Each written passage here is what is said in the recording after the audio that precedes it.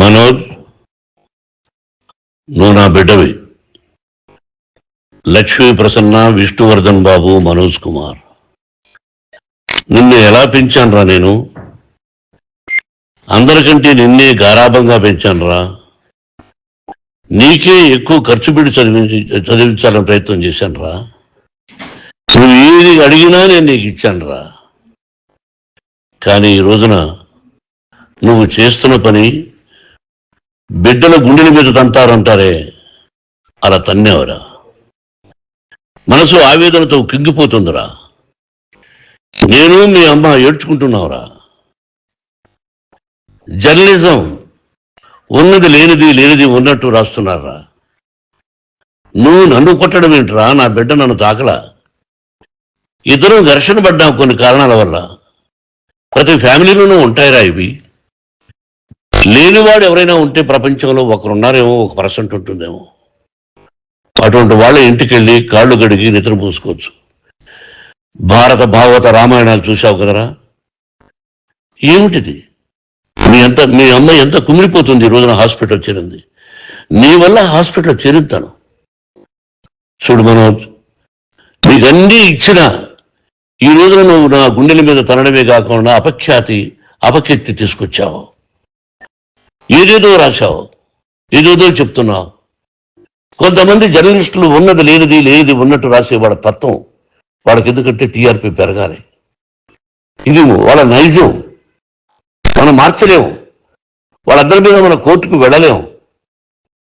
Walk స్వాతంత్రం అంటారు, ప్రజాస్వామ్యం అంటారు. ప్రజాస్వామ్యంలో కూడా కొన్ని హద్దులు ఉన్నాయి. ఇది నీకు తెలుసు అనుకున్నా. ఎంత మంచి నటుడివి నువ్వు. నీ భార్య మాటలు విని తాగుడికి అలవాటు పడిపోయావు. వింటున్నావా మనోజ్? ఎవరిని నమ్మాలో ఎవరిని నమ్మకూడదో పరిస్థితి తీసుకొచ్చావు. విద్యాలయాలు ఎంత గొప్పవిరా. మనం 25% కులమతాలకు అతీతంగా ఫ్రీ ఎడ్యుకేషన్ ఇస్తున్నాంరా. క్యాస్ట్ అనేది తీసేసాను రా 92లో ప్రాస్పెక్ట్స్లో. నువ్వు చదువుకున్నావురా. అక్కడ చదువుకున్న బిడ్డలు IAS, IPS అయ్యారా. ఎంతో మంది గొప్పవాళ్ళు అయ్యారా. నువ్వు నటుడుగా ఎంతో గొప్పవాడివి. తాగుడికి అలవాటుపడి నువ్వు నీ భార్య ఇంట్లో బిహేవ్ చేస్తున్న విధానం ఆ భగవంతుడు సర్వేశ్వరుడు తెలుసు. భగవంతుడు చూస్తున్నాడు రా. నేను తప్పు చేసినా, నువ్వు తప్పు చేసినా, ఎవరు తప్పు చేసినా.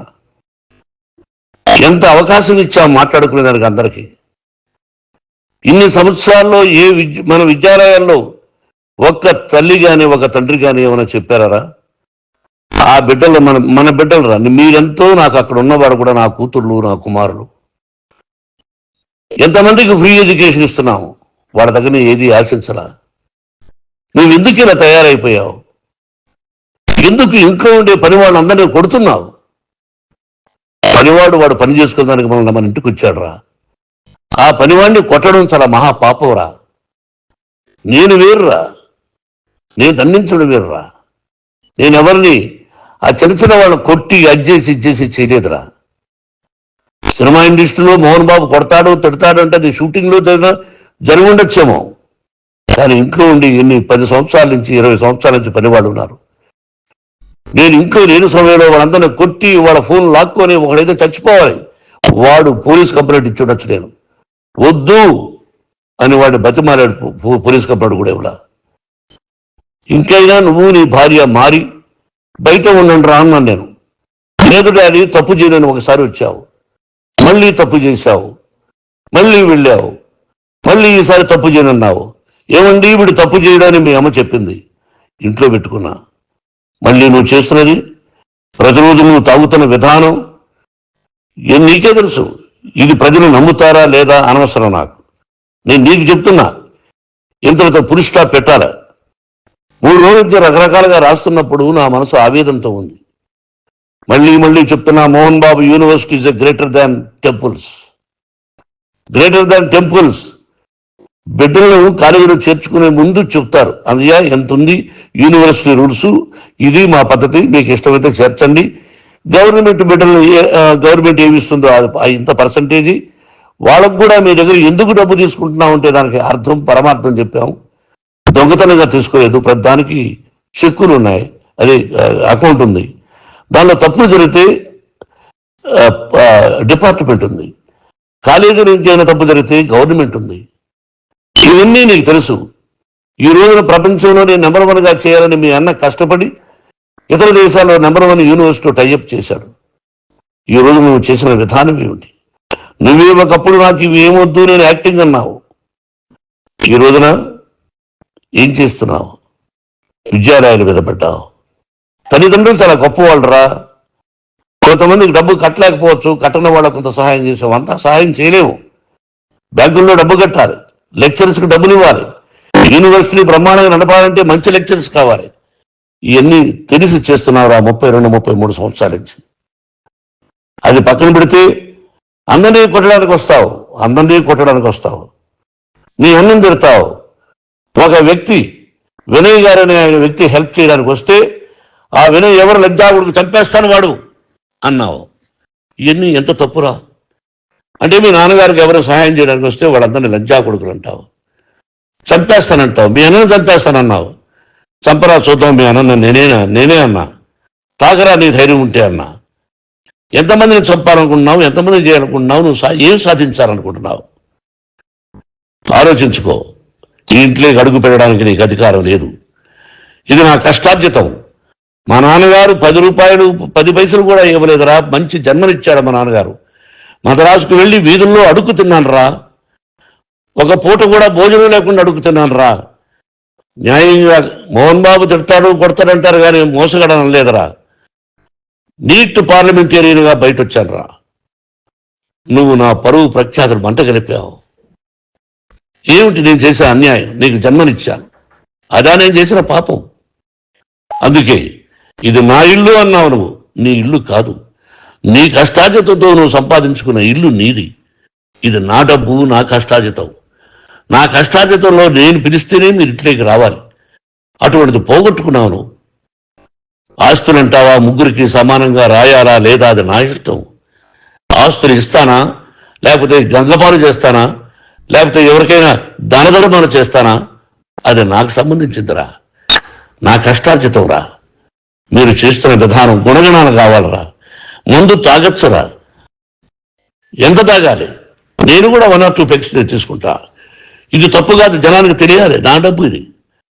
ఏ తాగి ఎవరిని కొట్లా, తాగి నేను తింటున్నా. అది ప్రజలకు అక్కర్లా. నేను తప్పు చేస్తేనే ప్రజలకు కావాలా.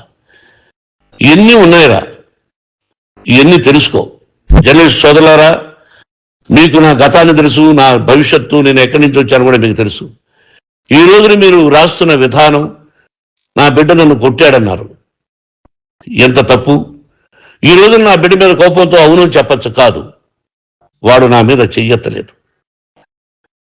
నేను ఘర్షణ పడ్డాం. ఘర్షణ వేరు, కొట్టుకోవడం వేరు. గాయాలతో హాస్పిటల్కి వచ్చి కుంటుకుంటుగా నడిచాడు.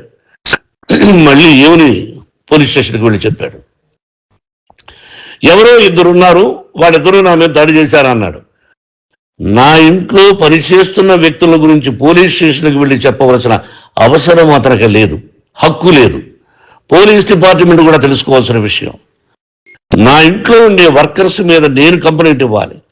నువ్వు పర్మిషన్ లేకుండా నా ఇంట్లోకి నువ్వు చొరబడి ఇల్లు నాదంటూ ఇంట్లో పనిచేస్తున్న వర్కర్స్ మీద కంప్లైంట్ ఇచ్చావు. అది ఎంతవరకు పోలీసు న్యాయమో రూల్సో చూద్దాం. పోలీస్ డిపార్ట్మెంట్ ఇంటికి వచ్చింది. వాళ్ళకి రాశాను ఉత్తరం, అయ్యా నేను సీనియర్ సిటిజన్ని, నాకు రక్షణ లేకుండా ఉంది, నా బిడ్డ వల్ల నా ఇంట్లో ఇచ్చి నా బిడ్డను పంపించేసి ఇది నా ఇల్లని. వాళ్ళు నాకు సమాధానం ఇవ్వలేదు.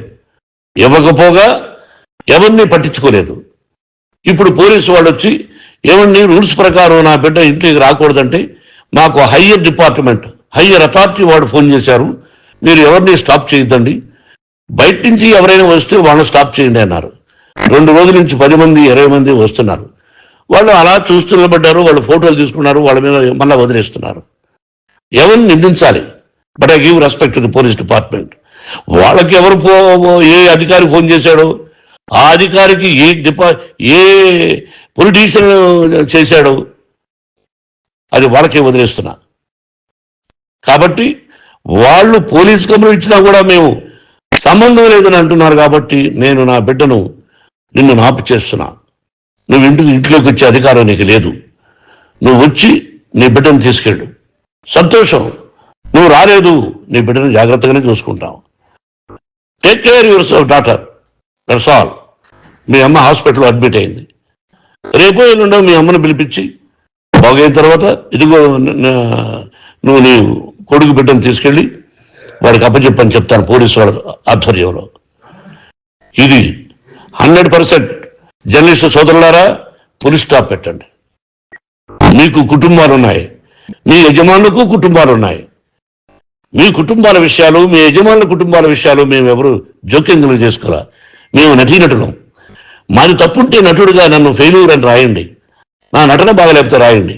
బట్ ఇంటి లోపల సందులో నుంచి చూస్తూ తప్పు చేస్తున్నామని ఉన్నది లేనిది లేనిది ఉన్నట్టు రాయకండి. మీకు నా హృదయపూర్వక నమస్కారాలు. ఇన్ని రోజులు హృదయపూర్వకంగా ఎంకరేజ్మెంట్ చేశారు. ఆ ఎంకరేజ్మెంట్కు నమస్కారం చేసుకుంటూ I love you all. I love you police department. మీరు న్యాయంగా ధర్మంగా నడుచుకోండి, ఎవరికి తొత్తుల్లాగా ఉండొద్దండి అని మనవి చేసుకుంటూ నేను సెలవు తీసుకుంటాను. Thank you very much for all the journalist. ఇక్కడ పులి స్టాప్ పెట్టండి, పులి స్టాప్ పెట్టండి. Thank you very much.